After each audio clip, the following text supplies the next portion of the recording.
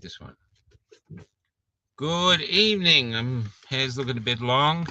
I don't usually come on at this time, but I'm just going to sit here and talk for a bit while we're bringing people on. Let's see now. Videos.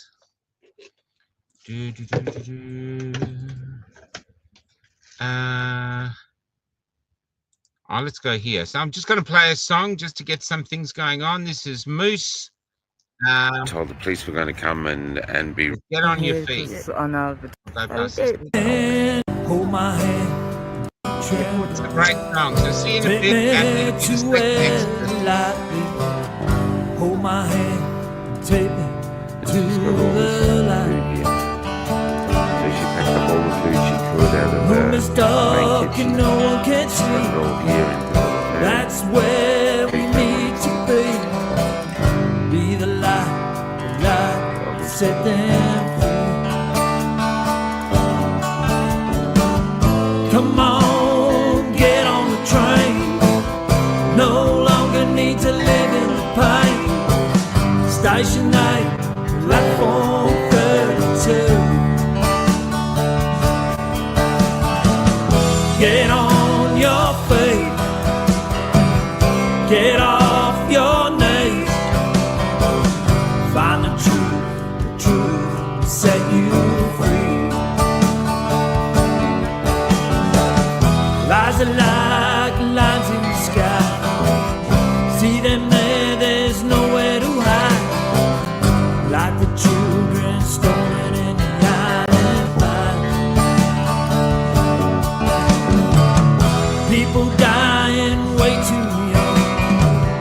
Sudden adult death syndrome. Doctors baffled as can be. Come on, get on the train. No longer need to live in pain. Station 8, platform 32. Get on your feet. Get off your knees. Find the truth will set you free. PM, who's at 28? Grow some balls, it's not too late. 90 years is too long to wait. Need to breathe the breath of life. Not be banned from the surgeon's knife. Bravery from a gut, just 16. Come on, get on the train.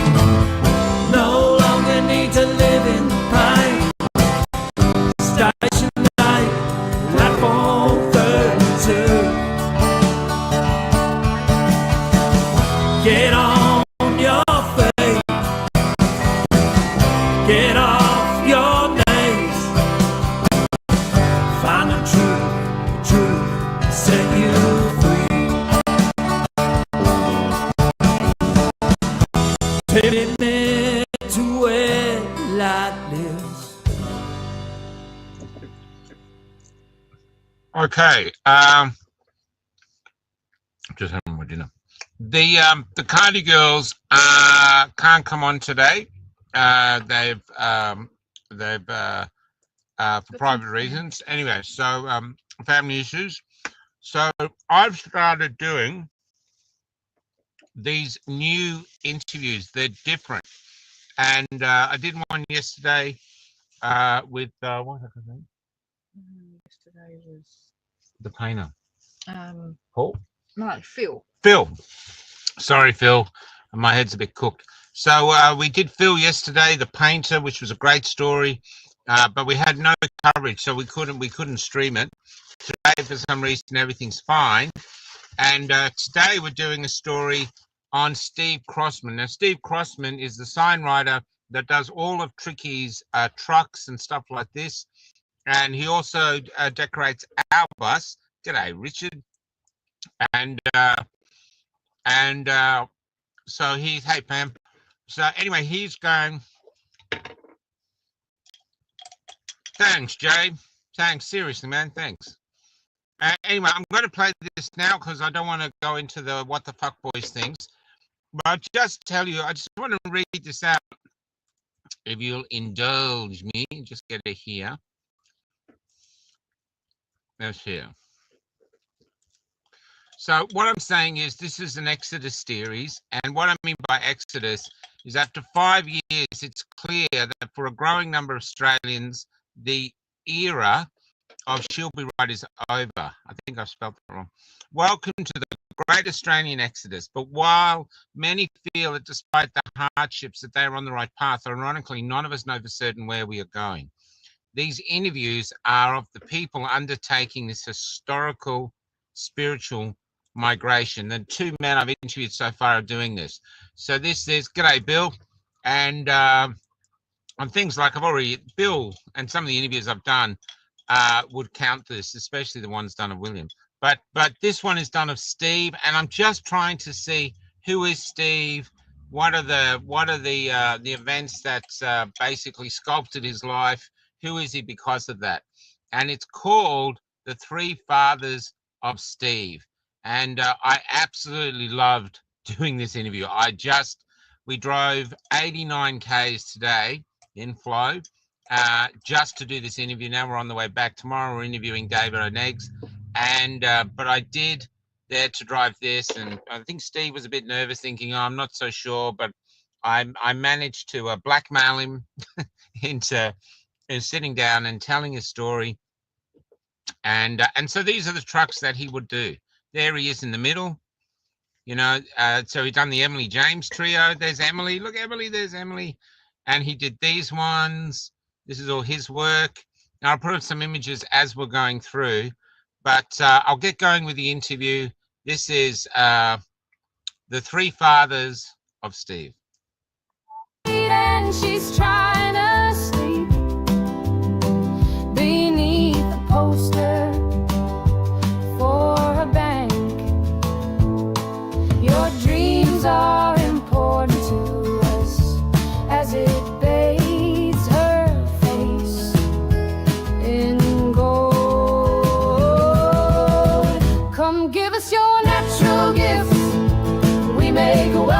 toil.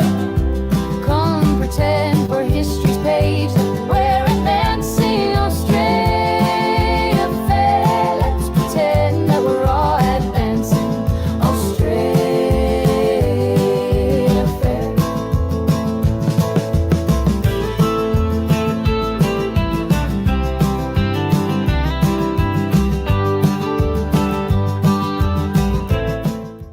Okay, get your thinking caps on, because you're going to have to follow this.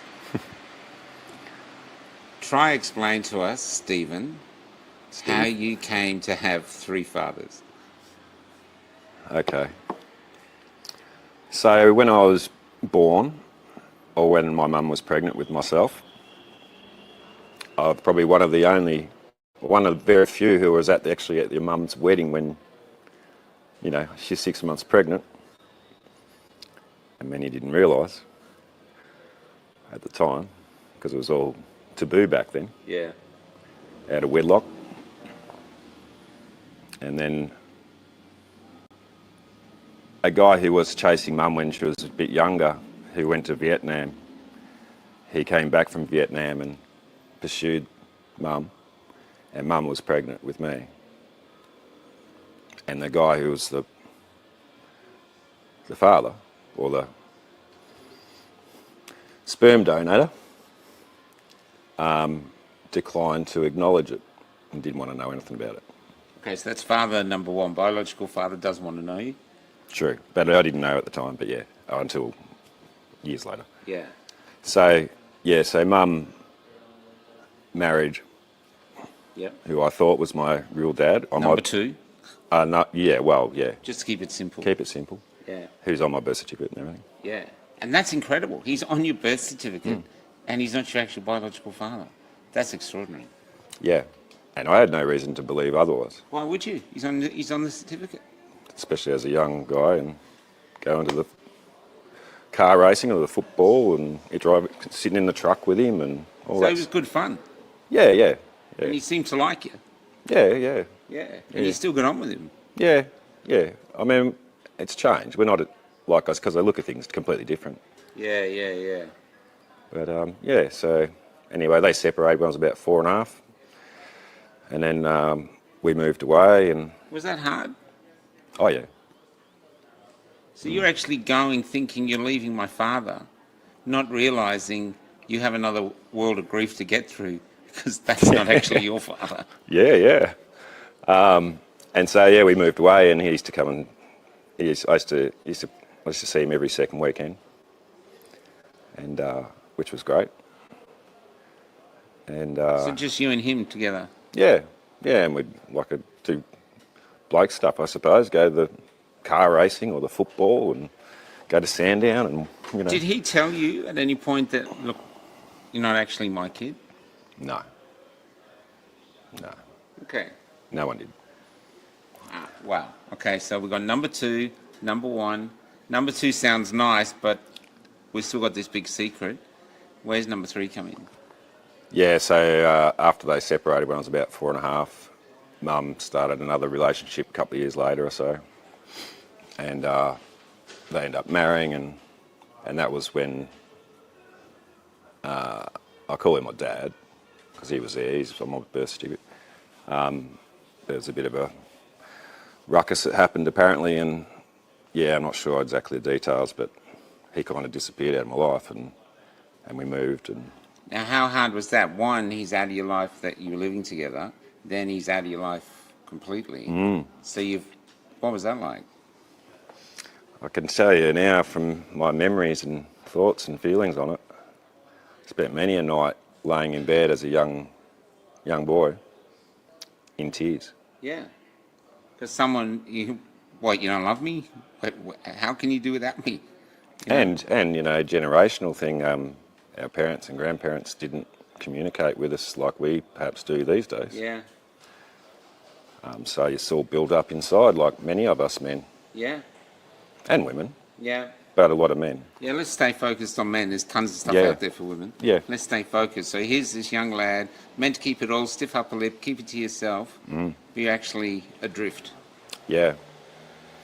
So we moved away, and I guess he took on the role of being my stepfather.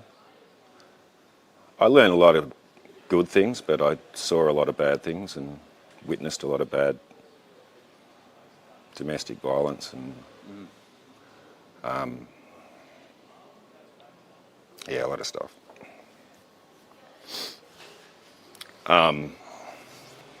As a young lad growing up, there must have been times where you'd want to step into that.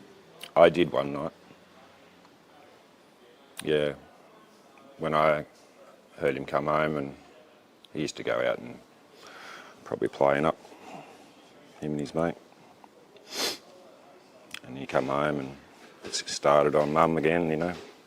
And then I heard a commotion, and something came out of me, the courage to stand up, and instead of just laying there in bed, you know, and I slid my door across because my bedroom was near the lounge room, and walked out to confront him, and Mum was out cold on the lounge room floor. Wow. And he told me to get back in your room. How old were you? 13.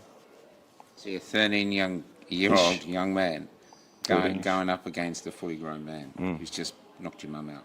Yeah. And then I went back to my bedroom. I didn't know what to make of it all. And he locked Mum out of the house. So he went back to bed.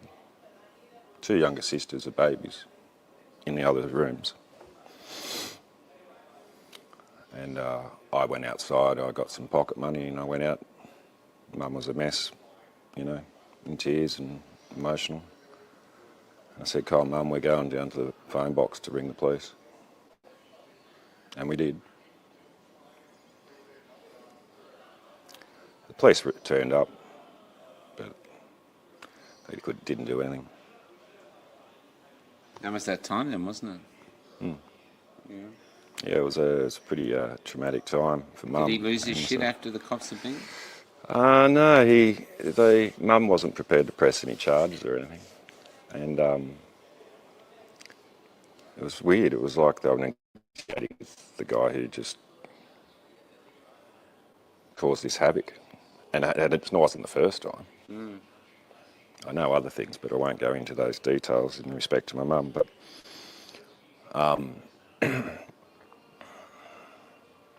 yeah, it was tough. But yeah, he ended up letting us back inside and all that. But from that moment, Mum was planning an exit strategy. Yeah. Yeah. So she didn't have the means to go there, and then she started getting ready next was time we're preparing. gone. Yeah. And at the time, my grandfather was diagnosed with cancer, so he had about 6 months to live. So we went back basically for those last 6 months. So we left. Oh, so that was the excuse to use as well? Did the guy come with you?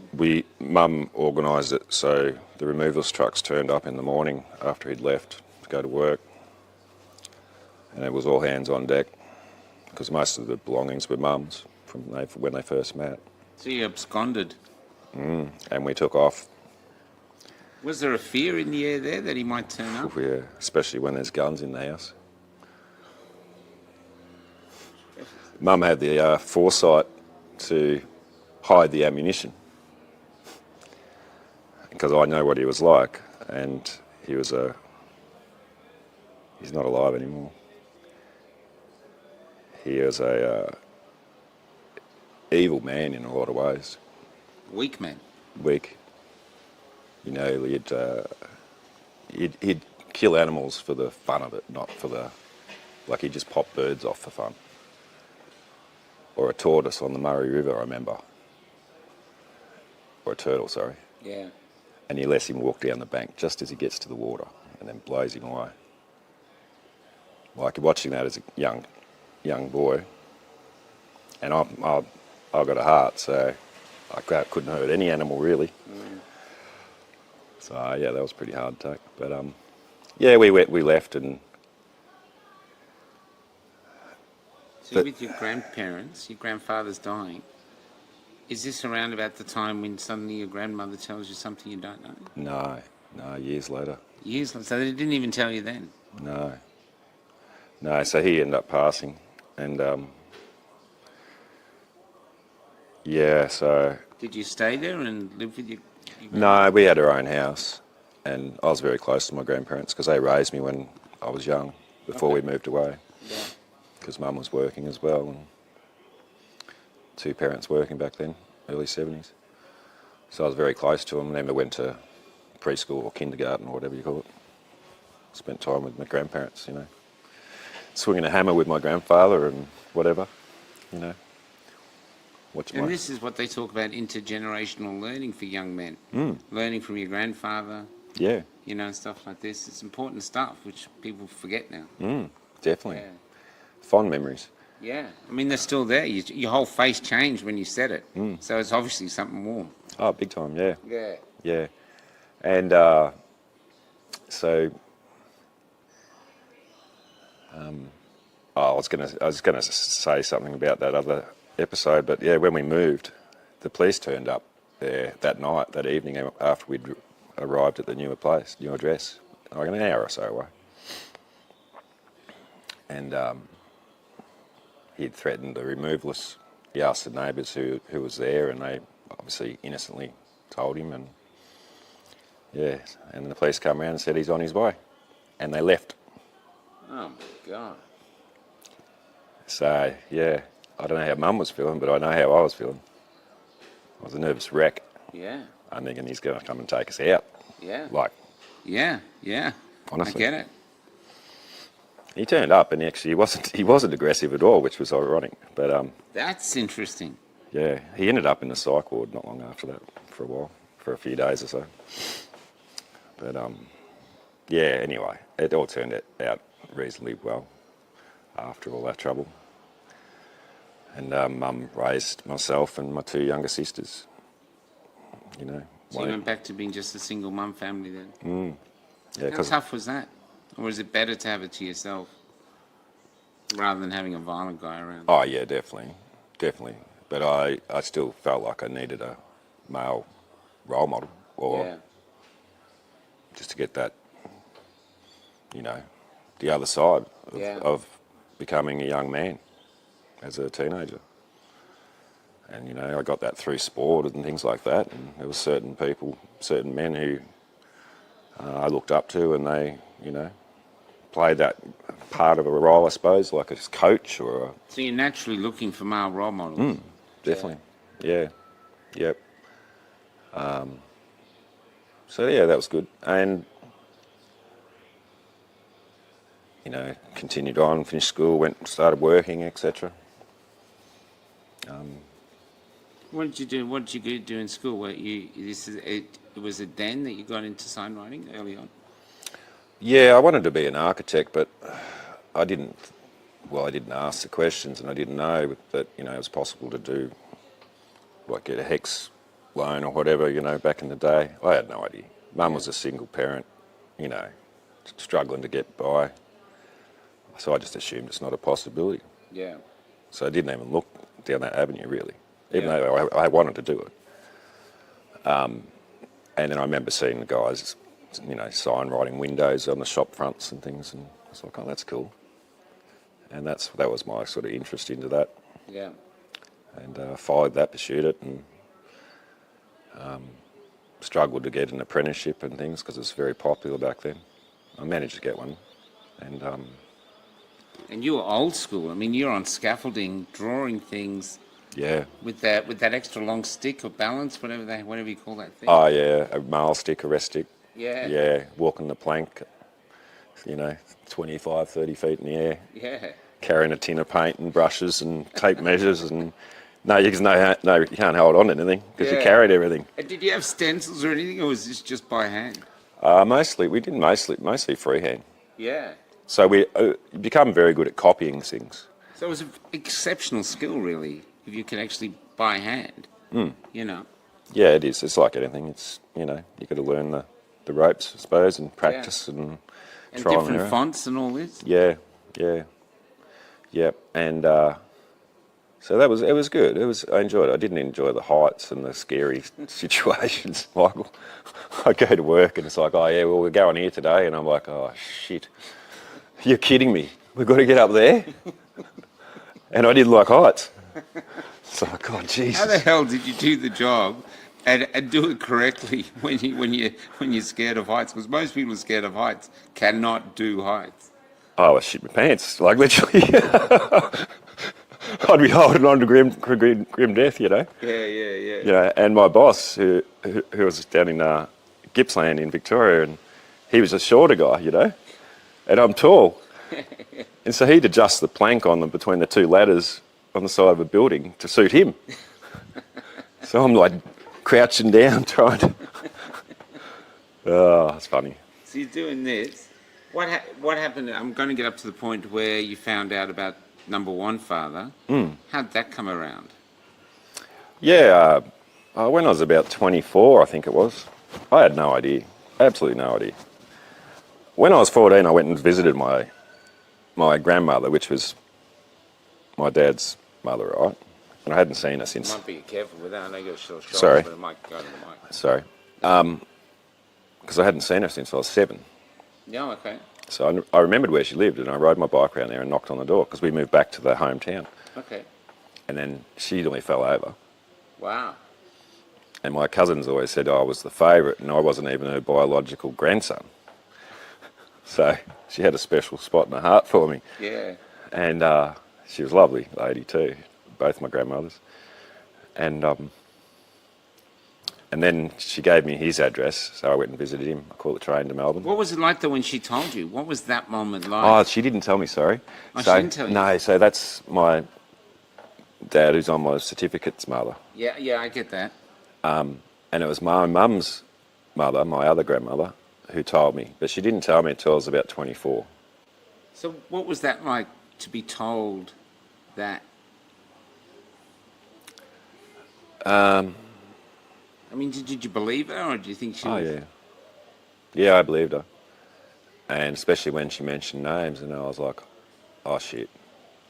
Like, I know a couple of siblings. You know, it's like small country towns. Yeah. Everyone knows everyone. Yeah.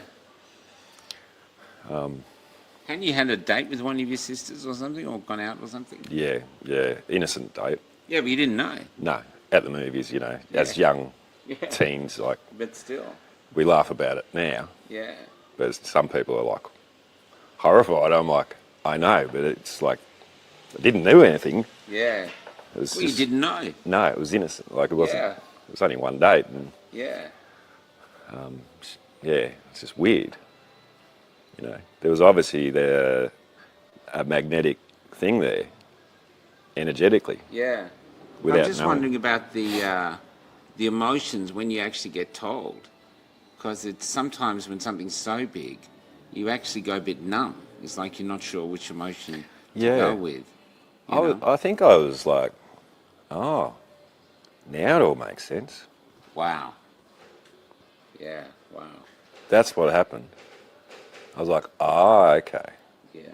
Now I understand things, because I had questions. I was like, why is he short and I'm really tall? And I remember going to the Vietnam Veterans Club with him, and he's introduced me to all his Viet mates, you know, who served over in Vietnam. And he's like, oh, this is my son. And they look up at me, and they look at him. And you could tell something's not computing here. It's like, Yeah. you sure about that? Yeah. I didn't realise at the time, until later. But he's been good anyway, and we've talked about it. So what did you do then that you're with? Suddenly you've got number one father you didn't know existed is back in. What did you decide to do? You're going to reach out to him? You're going to talk to him? Yeah, I sat on it for... My mum told me about 6 months later. Okay. Oh, probably not that long, actually. And it wasn't long before my nana passed away, who originally told me. And she was the best person to tell me at that time in my life. Because I think if it happened earlier, when I was a teen and when all that other stuff was going on, I think I would have gone really off the rails. I mean, I did go off the rails in my own way, as we Yeah. do as teenage boys. Yeah. But I think it was good timing, and it was meant to be that way, because I don't think I could have handled it earlier. I wasn't ready for it. Yeah. Anyway, my mum ended up sitting me down. But a weird thing happened, Michael. I had a friend, and he said, I was very sceptical about this stuff, and I'm still not sure what to make of it. He suggested I should go and see this lady who was a clairvoyant, Oh, yeah. psychic or whatever. So I went and I made an appointment. I'm like, yeah, I'll go and prove this wrong, you know. And when I was there, because I used to do the audio cassettes so you could listen to it when you get later. Yeah. And when I was there, she said something about my name or something, and I told her what my surname was at the time. She goes, no, that's not right. And I go, well, actually, what's on my birth certificate is this. And she goes, no, you realise you're going from bad to worse here. And I'm like, what does she mean? Yeah. This is before I knew. Yeah. And I actually took that recording back to Mum, and I said, Mum, have a listen to this. What do you make of this? And she didn't say, like, she just went, oh, I have no idea. It's like, it was weird. Yeah, I bet. And apparently Mum went and saw, I think it was the same lady, this is really weird.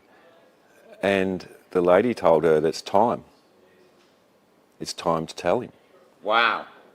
But I don't think she got into what she was talking about. Yeah. She was picking up on something. Yeah. And that's when Mum sat me down, and she was all acting strange, you know. Oh, can we have a talk? I'm like, yeah, what are you talking about, Mum? Of course, we talk all the time. Yeah, and she finally got it out. You know, it was really difficult for her. Yeah. And I said, it's okay. Huge secret to have the whole time. Yes. And every day it gets worse. Yeah. It gets harder to tell. Yeah, quarter of a century, you know. Yeah. And the lies and the, Yeah. you know, all just... And she doesn't want to lose hiding. you. Yeah. And that'd be her fear. I'm going to tell him I'm Yeah. going to lose him. Yeah. You know? And so I let her get it off her chest Yeah. and just listened, and I said, it's okay, Mum. I already knew. Oh, what did she say? She goes, who told you? And I said, Nana. She goes, the bitch. I said, it's okay. I'm glad Nana told me. Do you think it was better that your nana told you so you were Yeah. prepared for this? Yeah. And it was good for Mum to go through that process too, because that was Yeah. very healing for her too, I think, Yeah. after so long. So how about now are you going to meet this father? Yeah, I did. I left it for a while, quite a while. So Mum and I spoke more and more about this topic, and there was always questions raised and trying to find out bits and pieces of information. And Mum was my biggest ally. She was helping me. Yeah. She was sort of like, yes, trying to help me through mutual friends and find out bits of information. Yeah. And it wasn't until I was up in Queensland, because I moved up here when I was 30, so about 2000. And I won't go into all the different details, but I was seeing this lady for a little while, and she encouraged me to try and make contact. We weren't together for very long. It was very brief. And so I took it upon myself to write him a letter. And I still remember posting that letter going, oh no, Wow. what's going to happen here? I'm opening a can of worms now. Yeah. So, yeah, there's a lot more to it. And in respect of some other people, I won't go too much into it. But No, but you have told me this story. Tell them about meeting him. So everyone watching thinking, how's he going to meet this father? And you think you're going to meet in a pub, you're going to come around to his house and meet him in his house, have dinner, maybe go for a ride or a walk together. But how did the meeting actually go? Where did he actually meet you? we met in the car park of a country pub in Victoria, which I drove past here last year, ironically. Didn't even go into the pub. We just stood in the car park for an hour, and that was it. And This is your biological father. yeah. The man who, if he hadn't shared a bit of sperm, you wouldn't exist. 1 hour. And I knew straight away, yeah, this is true.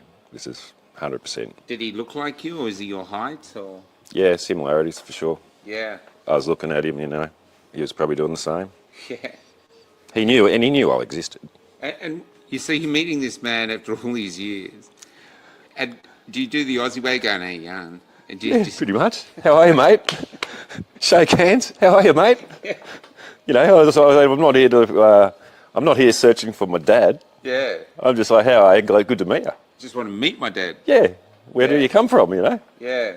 I'm not here to cause trouble. So in a way, you also have some history to who you are. Where do I come from? Yeah, because that was always a big question once I Yeah. found out. So that was 10 years later after I found out. Yeah. So I held it for 10 years before I really did anything with it. And then he didn't want anyone else to know about it. Yeah. His own family and stuff, because there's a lot more to it all. So I won't go into that. That's good. What was it like for you, though? I'm more interested in your journey with it. What was it like for you getting back in the car going, okay, that was my dad? Oh, it was fantastic. It's like I got an answer somewhere. I can picture where it answers that question. So it was like a blank part in your history, and you found the jigsaw piece to go, okay, Yeah. that's my parents, that's my father, that's where I come from. 1 hour and I was content. 1 hour. I drove away with appreciation and happiness, thinking that I didn't think this would ever happen, to actually meet him. Had never spoken to him since. And it's a yearning that I have a bit.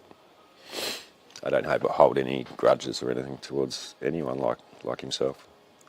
I understand, make choices and decisions, and it's, I've done the same when I was younger. Here's Lost Buddy. You're a great guy to know. Thanks. I'm serious, man. Yeah, Here's thanks, Lost. More. I appreciate it. But, I've gained a couple of siblings, or 3 siblings out of that.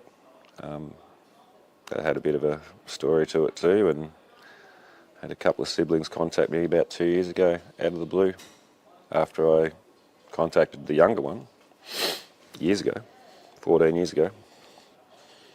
And it's strange, isn't it? It's like these huge gaps of time. Massive. you know. Mm. So we're And- like trying to avoid it, hoping to go away, but something inside must be going, no, I can't, no matter how much time I've got, I can't cut this. I have to contact him. And I'll tell you, when I got those 2 separate phone calls, especially the first one and the second one, it was amazing. Why was it amazing? Because I just got this phone call out of the blue, and I was like, I won't mention names, but I was like, hey, how are you? Yeah. Like, I've been waiting for this call, you know? All your life. Yeah, years. Yeah. Because I wanted the siblings to know. Yeah. Because in my opinion, you know, if I had siblings, I'd want to know. You've done nothing wrong in this equation. No, it's just circumstances and Yeah. life. And so, you know, and one of the siblings said to me, the one I told years ago, 14 odd years ago, 16 years ago, and then she shut down on me. I think it brought up too much Yeah. family stuff, and so, you know, sort of like, oh, you go and hide under the rock again. Sorry, I forgot where I was going with that. Oh, just the other siblings called you and you were excited by the Yeah, call. yeah, because it was 14 years later, and it was like 20, I don't know, nearly 10, 20, 18 years or something. Were they excited to have a big brother? Yeah, but, you know, all the questions come out. How do you know? Are you sure? Would you have a DNA test? Oh, I see. Oh, yeah. And at first I was like, oh, I'll think about it. But then when I sort of found out about the last few years about all that sort of stuff, I've never had one, I was like, no, it ain't happening. And I said, well, this is what I know. So you're not going to prove your existence? No, I was pretty much resigned to the fact, well, if they don't believe me and they don't look into it and trust their own hearts and minds. It's not like you were asking for anything. No, not at all. 1 hour in your whole life, I mean, come on. Yeah, so anyway, they came round. And when they met me, again, like a couple of them I'd already met years and years ago. But they didn't know, and neither did I at the time. When we met in person, they knew straight away. They're like, oh my God. How did they know? I'm guessing, but how do you think they knew? Oh, mannerisms, things that I was doing, which I'm not aware of. And you have grown up completely separate from them. Yeah. And yet, so 100%. the mannerisms must be in you, In your genes. DNA, in Yeah, your genes. DNA, Yeah. yeah. And I didn't know. I'm like, why are you looking at me weird? It's like, oh, well, geez, that's Dad all over, she's like, you know. Wow. Just the way you say something, or your expressions, or your even movement. And I'm like, oh, really? I had no idea. You know. So in the end, they obviously come to the conclusion that, well, we don't need a DNA test. This is obvious. Yeah. You know. Yeah. And because I wasn't going to have one anyway. Has he passed since? No, he's still alive. Still alive, but no contact since. No, he has asked about me to the girls, siblings.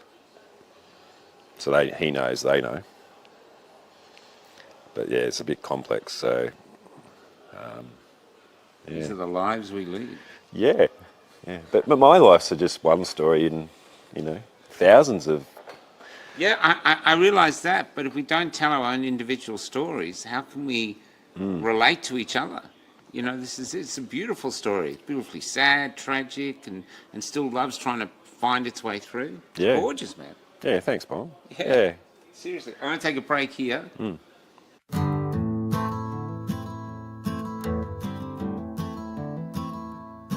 When I met Jesus Christ, he was almost 10 years old. And he was helping his mother push a trolley full of all they owned. And because they couldn't find an inn they could get in, they were heading to the city and leaving Bethlehem. Couldn't you perform a miracle? I'm out of them, he said.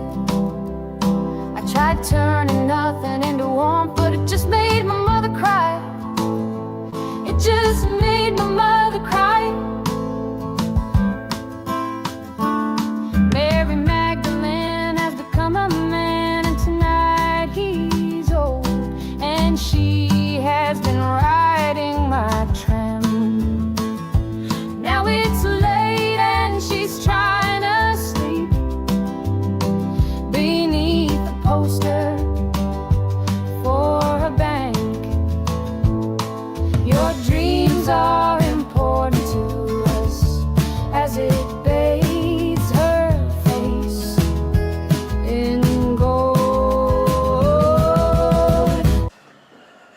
Okay, so moving on with your life now, you become an entrepreneur, small business person, and you've had quite a few businesses, haven't you, over the years? Yeah. I delve in a few different things. What do you like about starting businesses?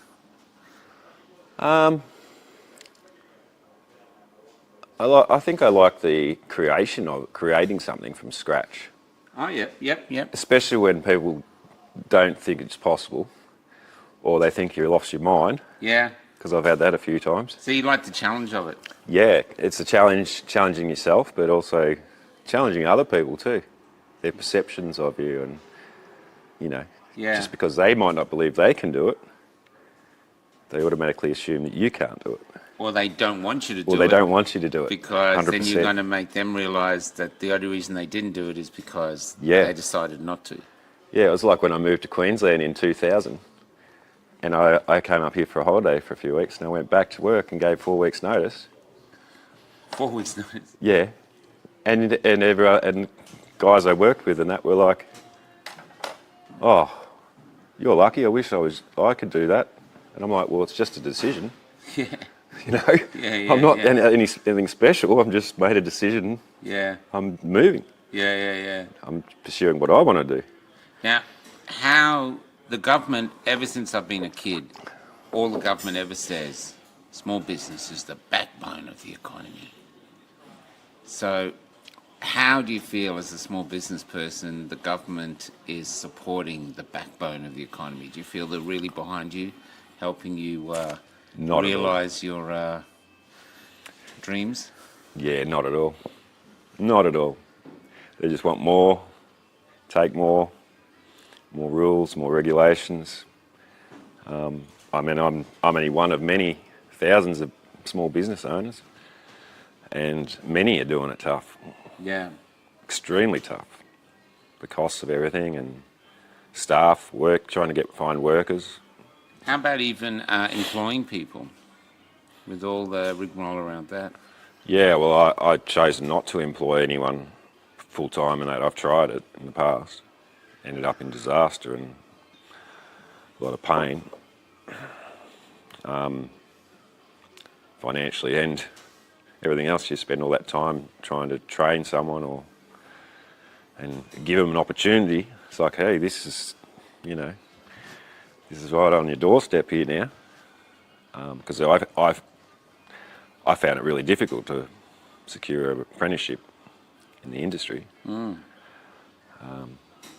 So now I just use contractors, but that has its own set of challenges. So even though you want to train someone up, it's just not viable. No. Because once you train them up, they just take off anyway. Yeah. Yeah, and I had a strong desire to pursue what I wanted to do, so I chased it until I got it, and then continued on with that. Whereas I find now that there's not that desire now.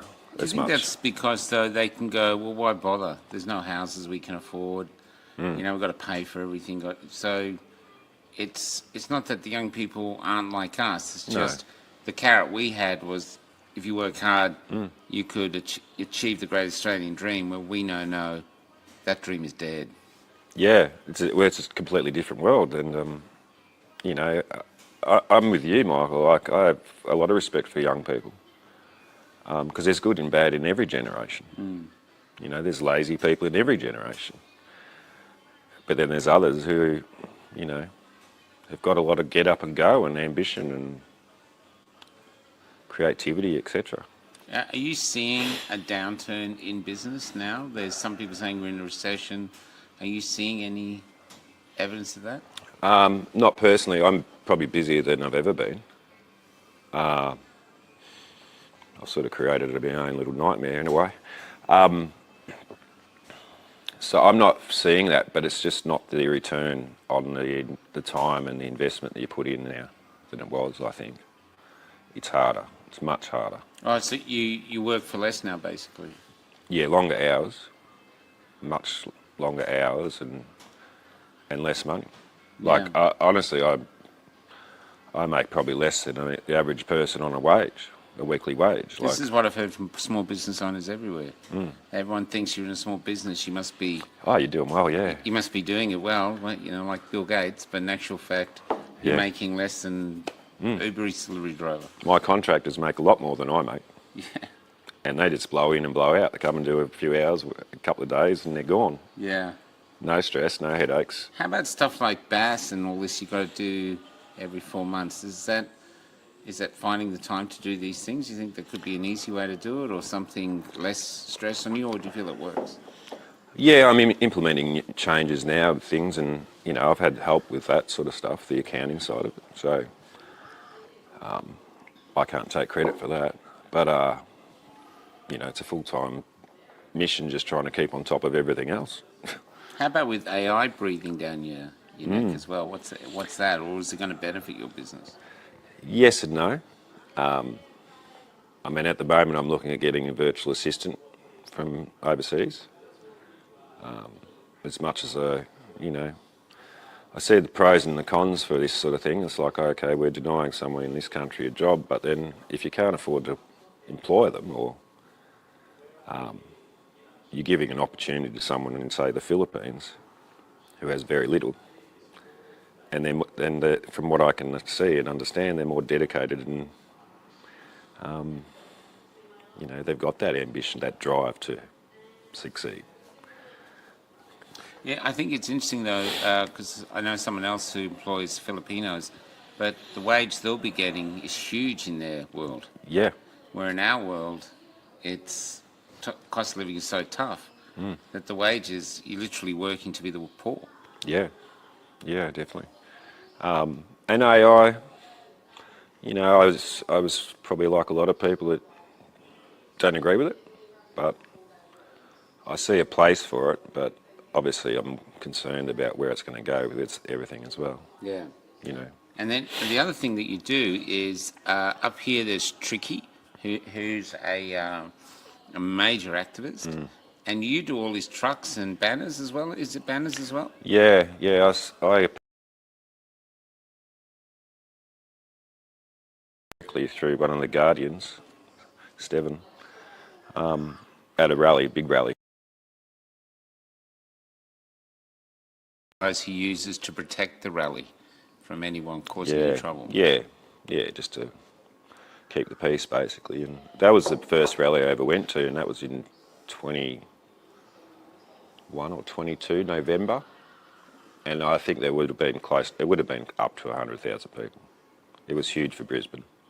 And that was the first one I went to. I'd been watching them more online. I've been watching you guys in Melbourne, and you know, because I'm from down there originally, and so I still got there's a place in my heart for that place and the people. And obviously felt like I need to do something. You know, can't just sit there behind a screen and watch it.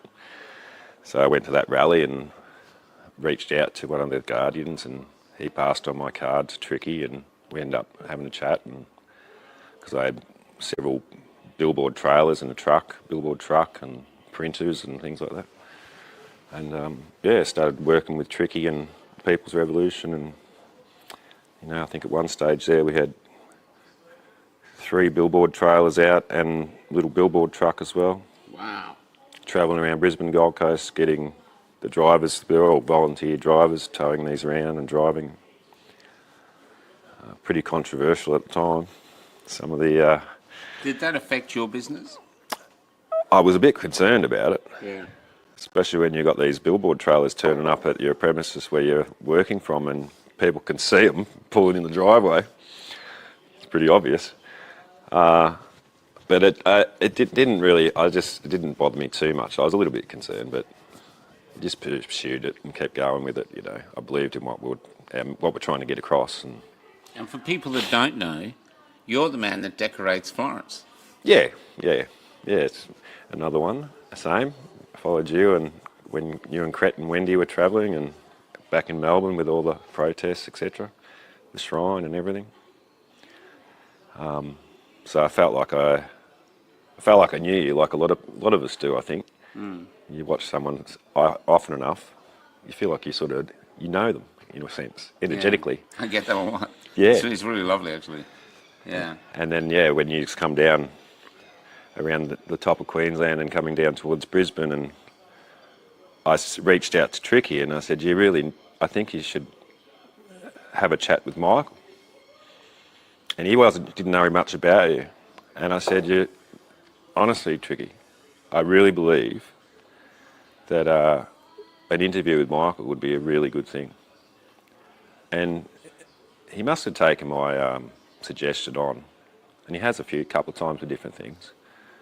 Yeah, it was great. He came to the hotel. He was a bit nervous at first. I think he was thinking, I don't want to do this. And he told me he doesn't like doing interviews. But I got so much respect for him that it just worked. And it worked really well. And yeah, so it was a great interview. So that was fantastic. But that was the day we did then. We did the Romanian girl. Then there was like in one afternoon. We did 3 interviews that just went nuts. Yeah. In this one hotel room. Well, it started in Brisbane that's when I first met you, and Cret and Wendy, and Tricky was there. When there was like, I don't know, a couple hundred people there. Yeah. 200 or 300 probably. Yeah. And William Bay, and there was a few speakers. Yeah. And it was a pretty good event. Yeah. That was the first time we got William Bay on stage. And that got cancelled twice before we found a venue that would hold us. Yeah. So we were in a time where they didn't want us. Yeah, that's right. And not just the upper echelon, even society didn't want us. Yeah. So it was a strange time. And have you done any protesting before that? No, never. I have in a different way. Like I've been I guess a kind of an activist in a little way, like, because I ran a health and fitness expo on the Gold Coast in 2003, which I mentioned to you. And, with Eve Hillary and, a couple of other speakers and authors and nutritionists, and it was all about living a better, healthier life, and that was sort of my vision, I guess, at the time. Learned a lot through those early days, 20-odd years ago, about the corruption and, TGA and... But you weren't actually out there stickering for people or anything? No, in a different way. I was trying to educate and empower people. Yeah. Through others, not through myself, but bringing people together and then, educate the masses sort of thing and help them. Yeah. But we were pretty early on that. We were before the kind of the health revolution of everyone going to gyms and... Yeah. Which is interesting, because we've grown up with Norm, Life Be In It, all this other stuff, and everything you buy at the supermarket goes gluten-free. The milk, I love it because the milk goes lactose-free, and I think all milk is lactose. So what's in the, but for all of it, so many people are sick and fat, so it's a really strange time. But the other thing is like me, and it's like other interviews I've done recently, we are living fossils or living museums, because we can remember a time, no computers. I mean, you used to do sign writing by hand, write it by hand, not computer print it out and just glue it on. Yeah. So we've done that time, and now here we are on the precipice of digital ID, the WHO running the world, whoever the hell they are, and all these other things happening. What's that like, watching this? Does it get exhausting? Are you excited by it? Do you think digital ID is a good thing? Look, there's an element of worry and concern, for sure. I try to be optimistic, but I try to be a realist too, because, blind optimism can be deadly. That's right. Literally. That's right. So, look, as far as Australia goes, this country, I mean, I am concerned, and I sort of do have a bit of a plan B if things get really bad, but that'll be obviously to move. But I hope it doesn't get to that. Are you seeing a great change in the people, or do you think everything's gone back to normal now? There's two worlds going on, really. Seems like a lot of people, everything's fine, but then you talk to others, and then when they're real and share, when you get to know them a little bit, and it's obvious that it's not all great. Yeah. Maybe it is for some on the surface. Because you said you were listening to a conversation of someone just today, Yeah. and they didn't know you, didn't know your stance, and they're talking about this. Yeah, two guys, yeah. Two strangers, they were just having a chat. And I happened to overhear, and I was sort of nodding my head, sort of engaged with them a bit, talking about everything, the digital IDs and, you know, money and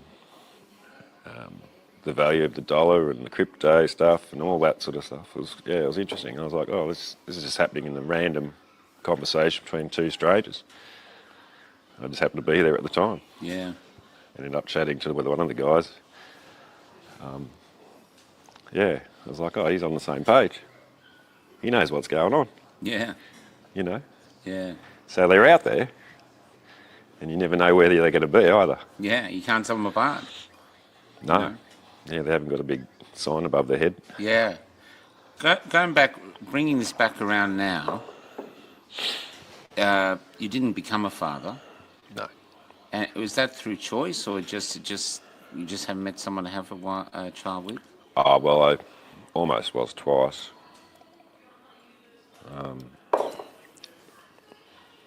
The first time when I was about 25, I had a holiday romance in Queensland. And I don't know, I don't think I was in the right headspace, maybe. I don't know. And she chose to sadly abort, Yeah. which has played on me a lot later in life. Feeling that you had a chance then to have a child. And I think it did on her too, because I believe she never had a child. Wow. I did see her years later. Just And as a what catch about up. the second time? Yeah, my ex-wife, first wife, she fell pregnant, but sadly had a miscarriage, and that affected us too. Like I was saying, I just wasn't in a good headspace. I don't think. Still trying to navigate through my own journey of life. Which is what we are all doing. This life is just an odyssey. And, I mean, you're born, you know, you're in this thing, but when you're born, you're not given any, okay, here's the manual for Steve. You'll need this. Here's the reference of contacts and the helpline in case you get stuck. You can call God here and, you know, someone will help you out. Nothing. Yeah, it's like a blank book. Yeah, that's You work right. it out. That's right. No. And then through your life, what will happen is you'll get to places where you think, okay, yep, I can see that I'm going to get old now and be here. And then divorce, separation, COVID, All sorts of things, yeah. injury, you name it. And suddenly that all gets ripped up and life hands you another book. Okay, this is the third book of Steve. Start again. Start again. Page 1. Yeah. Fuck.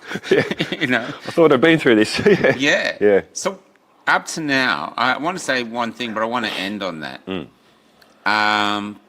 Up to now, what lessons have you learned from life on the Steve journey? As if your life was a journey you'd undertaken, and now here is someone taking a report. What have you learned?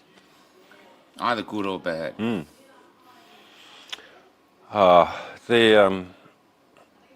learned a long time ago, and I mainly did it for myself through reading books, and I used to listen to a lot of audios and went to seminars and things when I was younger, and trying to learn and grow myself. And one of the biggest things was having forgiveness, but not so much for everyone else that's maybe harmed you or done harm, but forgiving them, but also forgiving yourself. And the main thing is like forgiving someone else for their wrongs. They've obviously got their own trauma and stuff. I understand, appreciate that. Doesn't mean it's an excuse, but it just means it happens. Yeah. That's the realist in you.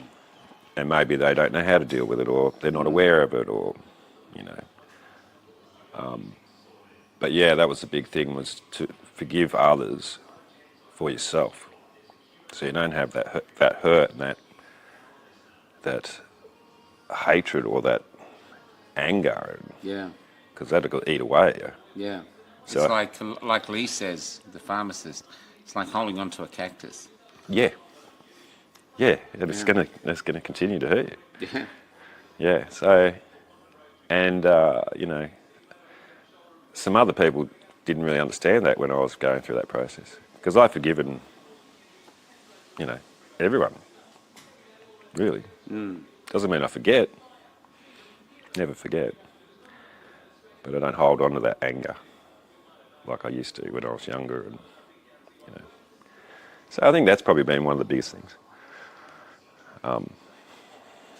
Never give up. Do you think now, like when you were younger, you went in the right headspace, but now I think you'd actually love being a father, I'm guessing. Yeah. Yeah, for sure. You know, helped with stepchildren, stepkids and things. And, you know, but I've always known I'm not there to replace their father. You know, I'm just sort of an add-on and try and help them through their path of life as well in my own little way without taking over. I would never try to take over someone else's role. Yeah. I always have respect and appreciation for them, no matter what I think of that person or... Yeah.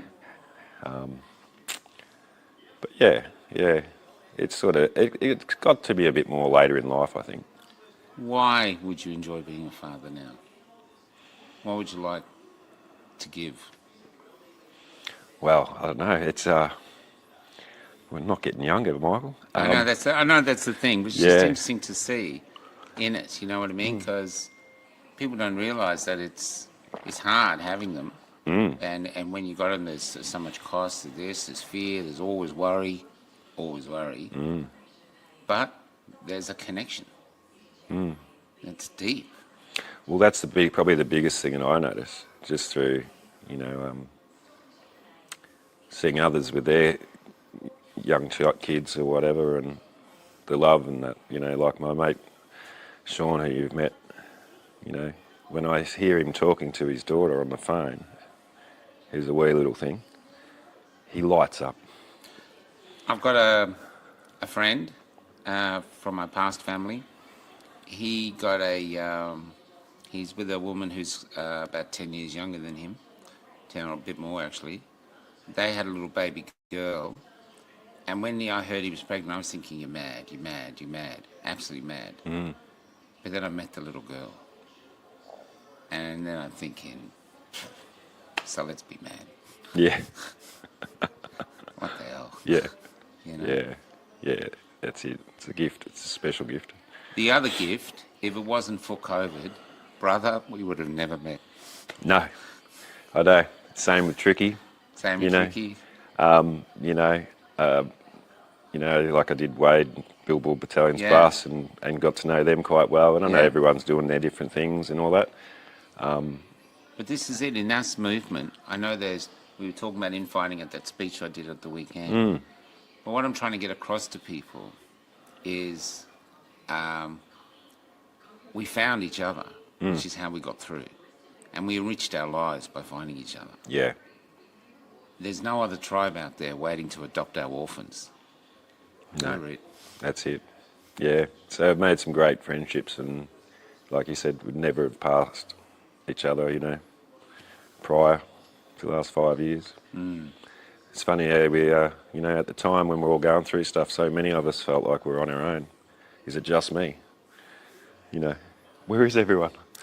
And then they just all come out of the woodwork, you know? Yeah. I'm going to pose one more question to you now. And we did this. I haven't given you any written questions, so you didn't know what was coming. No. It's clear to me that you don't need anything from your father. You're not going to ask him for money. No. You're not going to ask him, I don't want to disturb your life. But if you did get another chance to sit down with your father, actually sit down with someone, is there anything, just in case he's even watching, is there anything you'd like to communicate you feel is inside you? It'd be nice to hand over or something. Oh, I'd definitely like to have the opportunity to sit down with him, and whether it's just another hour or whatever it is, I'd be content with that again for another, maybe, who knows? You know, he's not going to be around forever. So, and that's a little part that niggles at my heart a little bit. That wonder is, am I going to get that opportunity? Because I don't know, you know, and I don't want to be the stranger at the funeral standing in the background, and everyone goes, "Who's that?" That's his son. And some people will know. I guarantee it. But I've contemplated that if that gets to that, maybe I will do that. I don't know. But there's no animosity towards him. No, not at all. He's young. I was the same at that age. I did things, you know. What they say, planting seeds, or whatever you want to call it. The other last thing I want to do, this is the second interview now. I'm doing this differently now. We could get into rabbit holing and stuff, but I believe that the era of she'll be right is over. You agree? Yeah. And what I think is happening is there's a spiritual exodus happening where people are going, okay, we don't want to go where the government's taking us, but we don't know where to go. But it's like you and your mum, when your mum was preparing to leave. It's like spiritually we're stirring and we don't want to go anymore down this path. Yeah. We want to get back or go forward to a luckier country. Do you feel that that's happening? Do you sense that there's... I mean, I see it happening in you, which is why you're doing the work you're doing. But do you see it? Do you feel it around? As in... Sorry. With other people, that there's... People are hungry for something more than what's just been offered. Yeah, I think so, for sure. There's a yearning there somewhere deep down, I think, for many. Surface level stuff, regardless of how much money you have and possessions. I think deep down there's a yearning by most, majority, I would say, if they're truly honest with themselves. Well, as someone said to me the other day, he's never seen a hearse hauling a U-Haul. Yeah, absolutely. Thanks for the great chat, brother. Thanks, Miles. All right. It's been wonderful.